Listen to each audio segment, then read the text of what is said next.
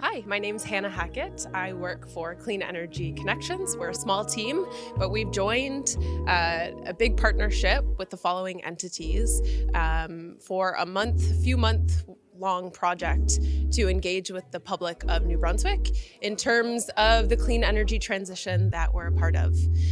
So with the following entities here, we have performed a literature review, and we found that in terms of New Brunswick, there are some common themes that are barriers to the clean energy transition.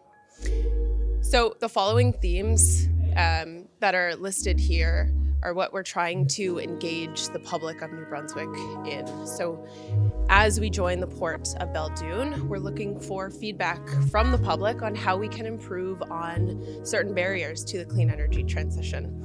So we're really grateful to be partnering with the Port of Belledune in this work and being at the open house. This work is in hopes to inform and educate certain decisions that are being made in terms of the broader clean energy transition in the province.